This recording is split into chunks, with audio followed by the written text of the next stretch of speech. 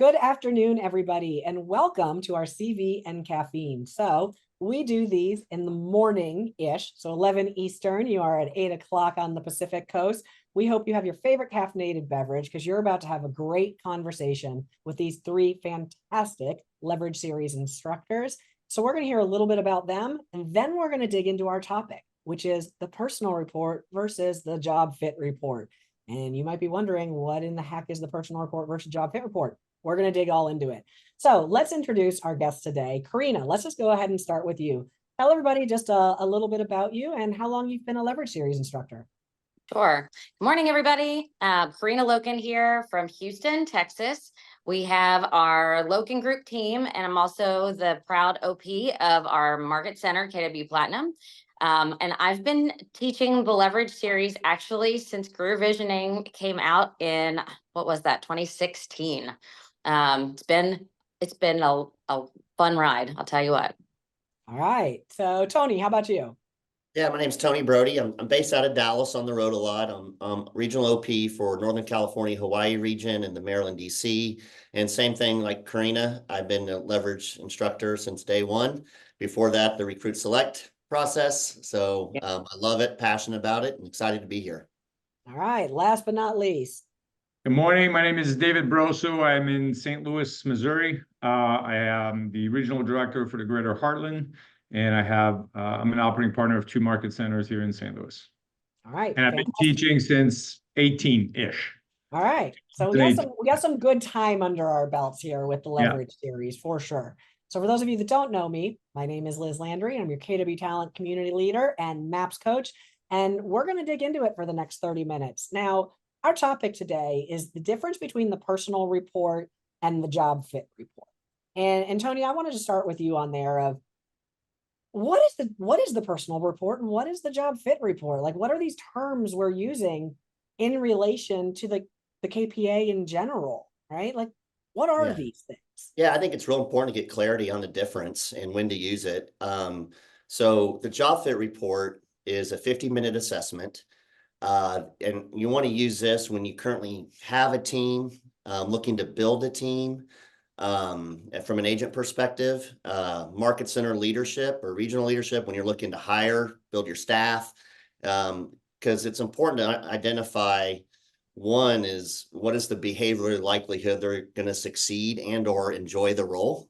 Where does that match? And that's why it's a 50-minute assessment, and you verify 4 more additional traits than the original 7.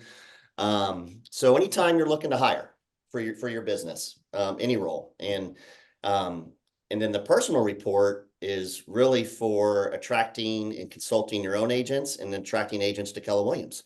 It's a 10-minute assessment. It only has 7 character traits that we verify versus the 11, and there's no match to a role. So I think we all agree there's different ways to lead generate at a high level, different behavioral styles that match that. So it's just understanding who they are and what their natural behavior is. And from an agent perspective, if you're not looking to build a team, it's a great opportunity to get alignment with your team leader in recruiting and getting, conversation with people who haven't, partnered with us yet, and or your own associates and self-discover individuals. So that's one hiring, one for attracting agents and you're helping your own agents self-discover who they are. Well, one of the big things I heard in there, Tony, that you said is the 10 minutes versus the 50, right? So for our personal report, we have a very short amount of time. We're asking a lower commitment activity. Hey, do you have 10 minutes to fill this out? But we also don't quite get as much perspective on somebody because we're missing the thinking traits, right? We don't get the thinking traits in that aspect. Right. But the job fit report, we're closer to an hour on. We're asking for a much larger commitment, which means we are likely expecting to make a much larger commitment with this person. And we're going to get those thinking traits, right? We're going to get the behavioral, the modifier, and the thinking traits in that report. So we do get a better perspective on somebody too. Absolutely. That's a huge difference on those two. Big. Yep. Karina, how do you use these two reports in your business, right? The Loken Group is a very large team, and you guys have been around for a long time, and you've got a market center. How have you, and I think last time I interviewed you, Karina, you had hired something like 500 people, not just CV'd them, but you'd hired, I mean, we were you got to be in the thousands We've of interviewing, we've made a right? lot of hires. I've done a lot of KPAs, that's for sure. So how Um, do you use these two reports? Yeah, well, I mean, honestly, exactly like what Tony was just describing. The personal report really truly is for, we use it just for recruiting and talking to potential talent for the market center, any agents that are interested in, what they're doing with their business and looking to grow. It's a great conversation starter. It's also a great way, like Tony was saying, to help them self-discover maybe some things about themselves that we all know a lot of things about ourselves, and sometimes we're not always ready to talk about those things or admit them to ourselves. And to see it in black and white, it really is just a great way to make it okay and have that conversation with agents that, like, who you are is who you are, and now how do we play to those strengths? So it's just a really great way. Agents that are in the market center and agents that are looking to make a move with their business.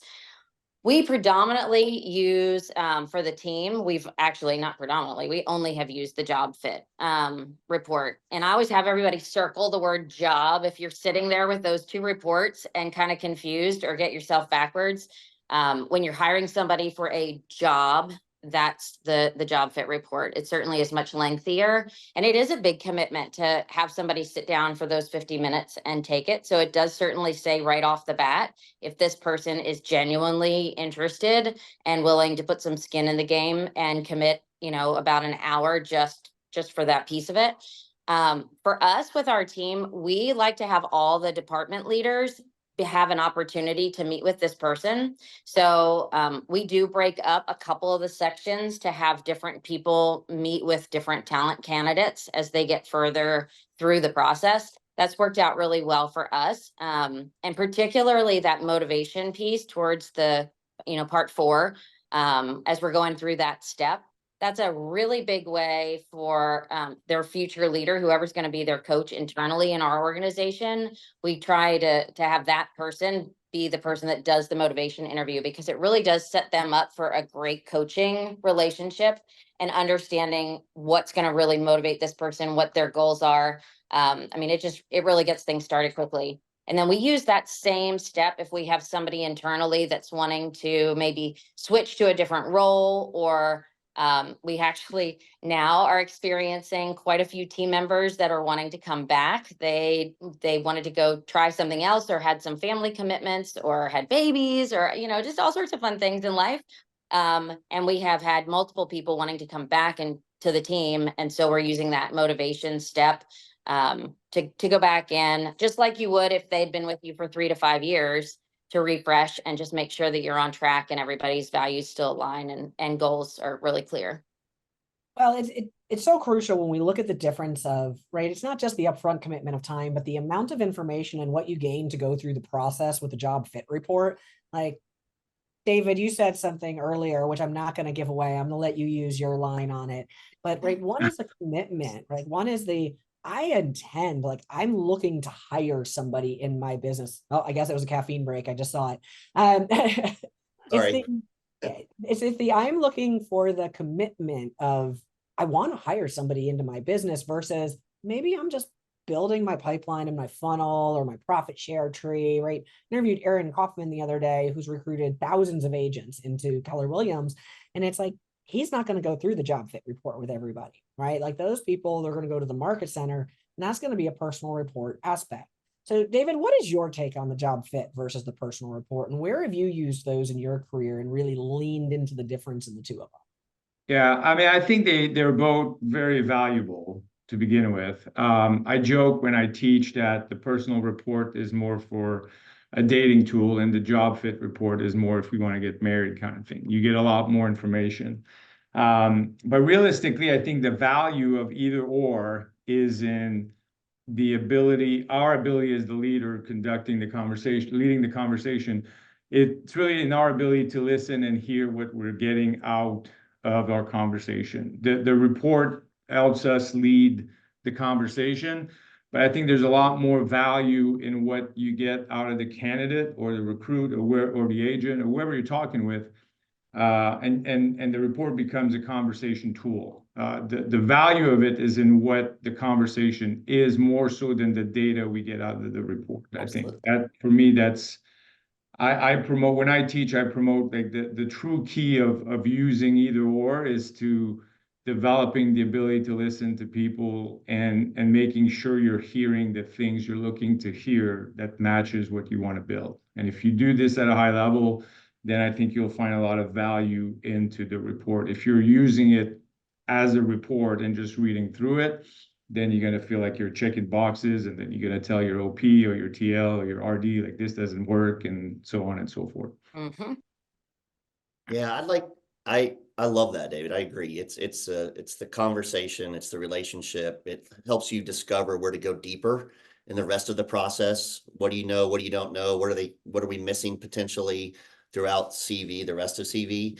And I think a good strategy too, in addition to the behavioral match when you're looking to hire, is also understanding what exactly are you looking for.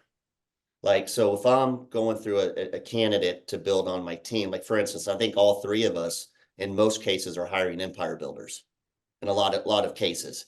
So if we got the match, or the medium high match, where do they fit on the assessment? But when we verify, like for me, if I'm hiring empire builders, I need somebody who's competitive, move with speed, passionate. And so I'm going to spend time on the 20% of the traits that fit that what I'm looking for. So I'm going to dive deeper on assertive. I'm going to dive deeper on intensity, responsiveness, some of the traits. So I think that's really important when you're looking to hire. In addition to the report, get really clear on the traits you can't live without, and how does that fit into your organization and your profile, etc. Yeah. Well, I was going to add to what you're saying. Like, in addition to that, and I'm sure that all three of us do this all the time, right? Like, the whole concept of CV is about who, and yet the natural behavior of most people that are hiring is what do I need? So the first question to ask themselves is, what do I need? I need an executive assistant. I need an MCA. I need a team lead. I need whatever. And they don't define. So they define what they need instead of who they need. And I believe if you find the right who, as we all know, then you can teach them what you need. And that oftentimes, I think this is a discrepancy on how people start the process, and then they get to a point where, well, it doesn't work. So oftentimes when someone says, well, I'm done, it doesn't work. And I'm like, well, who are you looking for? And the answer is always what they're looking for. And I think teaching people to think who first and then define the what makes the process make that much more sense in my experience, I guess. Yeah. Oh, go ahead, Karina. Oh, I was just going to say, we used to refer a lot to the missing persons report, right? And as if you were going to actually write up, hey, I'm missing this person. And what do I, some of the what do I need in this person? What skills? But mostly, like, what are the natural strengths of this person? And, who will they be interacting with? What balance will we have going on in our organization in roles, not necessarily in people, but what, specifically what's their primary role in their lane, and how is that going to be balanced out with the other roles in your organizational model? And to really drill down and just think, like, who is this? Who's missing? Well, it's interesting, like where you're all talking about it on the who, right? The who is so important because we need the right person, and then we can train the right person with the skill set. And when I look at the difference on the job fit report and the personal report, right? Like, if you look at the graph just right away. So for any of you watching this, if you have your KPA reports handy, or you can pull up that file, you'll notice if you've taken the job fit report, you get both profiles. You get the personal report and you get the personal report.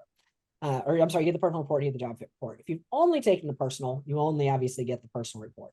But you can look at both of those and compare your same ones. And there's some distinctive differences there. One of which is that on the job fit report, you're actually run against a role, right? So to David's point, where he's sitting there saying, like, hey, it's not about the position that you're hiring, it's about the person you're hiring behind the scenes, that can be run against a role. And it's not a new test to run against a different role. And you'll know it's run against a role because you'll have that lovely gray bar somewhere in, like, let's say the assertiveness. There's going to be a gray bar range on there. And that's kind of the target range of where somebody who is successful usually falls in that role. And that's not a guarantee that they'll be successful in there. And it's not a guarantee that that's what you need. Tony pointed out earlier, he said, I'm going to look at what I see as the top 20% most important traits for this role. If he's looking for assertiveness or if he's looking for optimism, right? Like what's important necessarily to him? I lean into that heavily on the thinking traits, which you only get the thinking traits on the job fit report. And I lean into that big. And one of the ones in particular on there is I need somebody with high spatial visualization because I'm a very high spatial visualization. So if I have somebody that's working directly with me, it's incredibly difficult for me if they're not at least a 6 on high spatial visualization, right? If they're a 2 on spatial visualization, it's like me speaking Spanish and them speaking English in a conversation. Like it just doesn't add up from a conversation and a problem solving standpoint. And I think that's important to note the differences there on those is because when you're hiring a who, right, it's not about what that gray bar necessarily behind it says. It's about what the black dot says about that person, not the gray bar. And yet we still want to know where the majority of people are successful in that role, where they kind of land, where are we even in range with what someone typically be successful there. Well, and Liz, I think too, when we're talking about these descriptors of the character traits, it's really, really important, especially if you're new to the KPA, to go in and sit down. And I always call it the cheat sheet Me too. shows that, that shows the range on each one of the character traits, and remembering that there's no good or bad, right? It's a low or a high of whatever the trait is, number one, but also to really read and understand what the assessment people, whoever, the brilliant people behind this thing, how they defined those character traits, because there are some nuances, especially to a couple of those traits. I think responsiveness is one for me that I would have personally maybe had described a little bit differently if it was just left up to like how I defined that label, right? Words are just labels and it's what we make them mean. So it's really important to understand what the assessment people that made this defined in each of those labels, because there might be just enough of a nuance in what you make it mean versus what they've made it mean for the purpose of the report that can really make a big difference in the hire that you make and what you're taking away from the information. That's a fantastic point, Karina, because what a word means to any of us is not necessarily what the word on the KPA means. And I call it the cheat sheet too. I think it's usually page like 11 and 12 on your job fit report. Print that out, laminate it, live with it, right? Like that report, like that cheat sheet is powerful. Priceless. Yep. Yeah, absolutely. Like I love a good laminated piece of, valuable information. And that's one I'm always like, hey, laminate that. That's a good one. Laminate it. So you always have it. That's right.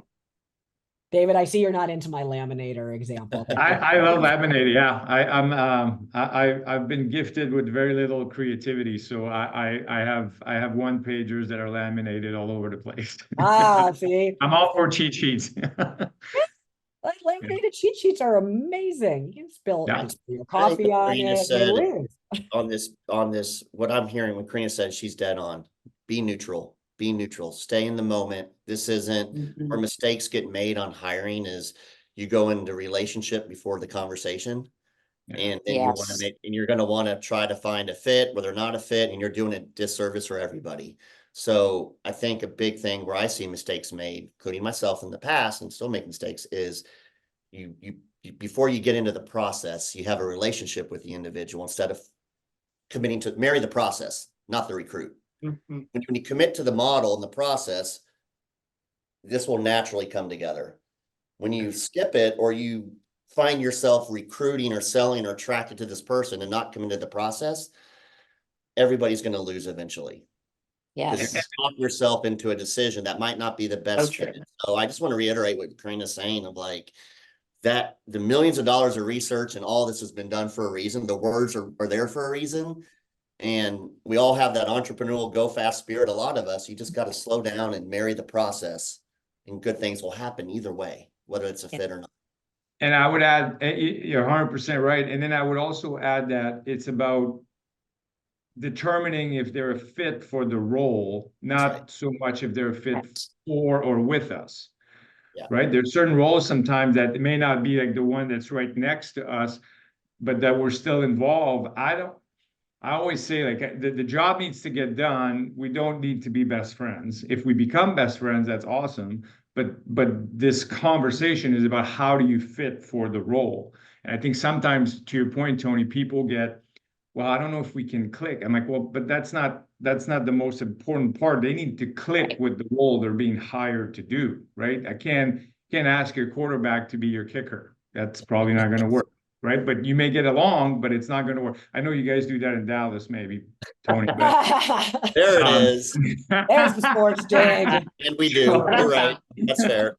But I'm just saying, I think sometimes people get confused there. They prioritize the relationship before prioritizing the role first. And I think the relationship comes after the role gets done at a high level. I've seen very few winning teams not getting along, you know? Well, Yeah, it's and I interesting, think- right? Like we like people that are like us. And the thing is, we're usually really bad at the job we're trying to offload. Like the job Right. that we're like, hey, this has become 80% work. I now need to hire for it. We're generally pretty bad at that. That's why we're hiring somebody to ideally be better than us. And the people that are like us, that we like, generally aren't going to have the right personality styles and traits and behaviors to succeed in that role at a high level, right? So to David's point, we can learn to love them, right? Or like them, or just respect them, whichever level it ends up at, if they're getting the job done correctly. But hiring somebody just because we like them and we fell in love with a candidate generally doesn't work out for our business the best way. No. Yeah, I think it's great too that Tony brought up the word relationship, right? And who we have a relationship with before we hire. Because, I mean, right now, I think especially we're experiencing this, people that we already have a relationship with aren't necessarily happy with what's happening in their career world, and they're looking for changes. There's certainly a lot happening in real estate right now and a lot of changes. And so I think, you know, there are always going to be times where there are people you do already have a relationship with that are interested maybe in talking to you about what, you know, partnering might look like, or what a career with you might look like, or your team becoming an agent in your organization in some way, shape, or form. And this process also will help to keep you neutral, like Tony was saying earlier, that if you want to make a great decision, right? If you just want to help a friend, that's one thing. And that is not necessarily going to make for a great hire. And it's also not going to help necessarily the relationship long term, right? This process can actually save relationships, you guys, because it can really, truly help both of you self-discover together what's going to be that perfect match for that individual, and help you make a really sound decision, and let this whole process do the heavy lifting on that side to make that decision and go through all the steps. And honestly, if you really do struggle to stay neutral, involve somebody else that can, maybe somebody that doesn't know that person as well, that can maybe go through part of those steps and give you a second opinion, a different perspective. So we've got 5 minutes left here. And what I like to do at the end of these is two things. One, we're going to go back around the horn, and I want you guys to give your biggest aha, your biggest takeaway, the thing that you want to emphasize for everybody, so that if they hear nothing else in this 30 minutes, they hear what you're about to say. And then two, for everybody out there listening and watching today, we will drop the link to some existing career visioning and leverage series classes, as well as we will have these folks jump on to Facebook and put some links down there for some of the ones that they are teaching that are upcoming in the next couple of quarters as well. So David, I'm going to start with you. What if you were going to leave these people with a nugget of gold? What is it? What do you want them to take from this? I think if you're at a place in your business and career that this CV process, this class, this leverage series become something that is necessary or needed, I think you have to accept the fact that you're no longer in the real estate business, and now you're in the people business. And you owe to yourself and the people that you want to attract to master this process, because your ability to develop the world that you want will no longer has anything to do with real estate, has everything to do with your ability to develop other people and lead through them. And I would go as far as saying, if you choose not to do it through this process, I think you're being somewhat reckless with other people's lives, and that's not right. That's not good. Tony. I would say every time we finish I finish a verification KPA, one or two things happen. And they'll typically both. They'll say, I can't believe how accurate this is. And nobody's ever spent the time and done this with me. So it's a gift. Like, it's an absolute gift to share this. And I'll tell you much, for me, I get more out of it than the person. If I'm in a funk or just need to get out of a funk, I'm just going to go do something in the CV, motivational, verify their KPA, etc. And I think it's important too, on the flip side of it, whether you're looking to hire or not, or just doing the 10-minute assessment, having people self-discover their natural behavior and they can wake up and win the morning is a big gift. And I always have this mindset is when you partner with Keller Williams, or if I'm coaching them and they're with Keller Williams, what are their behavioral traits where they naturally gravitate to? And currently, what is their lead generation strategies that match that? We can help create an environment where they understand who they are, and we can coach them on lead gen. That is typically what they like to do. You're typically really great at or good at. So we need to help people self-discover that. And that's the gift. Whether you're hiring or not, just verify KPAs. 10-minute on the consulting or recruiting, 15-minute on the hire.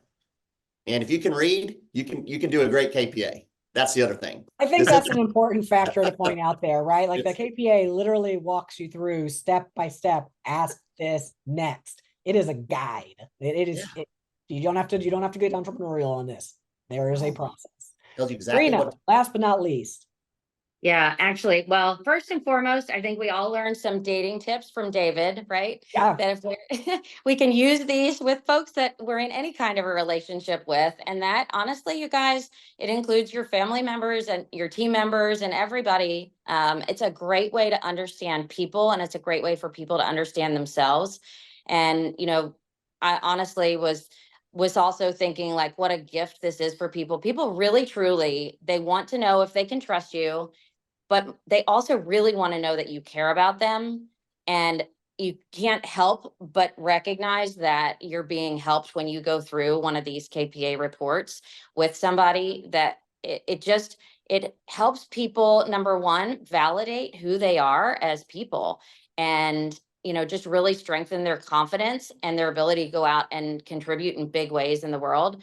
But it also really, truly is a gift to just understand who they are and work on those interpersonal skills. And I think right now people are looking for so much connection in the world, and this is such a perfect way to start that conversation and just really, truly leave somebody with a gift when you're done. All right. I love it. And here is if you guys get nothing else out of this, take this. Go to Career Visioning, attend the entire Leverage series, do it twice a year. Use the link we're going to post below, find a session that works for you, travel if you must, but absolutely follow this process. This process can save you tens of thousands of dollars, right? The cost of a bad hire is just astronomical. Save yourself the trouble, the headaches, the money. Go to Career Visioning and follow the process. So I want to thank all of you for being here. Thank you so much. We will post the link down below for everybody in the comments, as well as get any of the new classes as they update on that document. So go ahead and save it. Put it as a favorite in your bookmark bar. New classes get added all the time. So thank you, Karina, Tony, David. I appreciate your time this morning. Thank you for everybody who has been with us watching these. And we will see you next month on our next CV and Caffeine. Have a great day. Bye. Thank you. Thank you.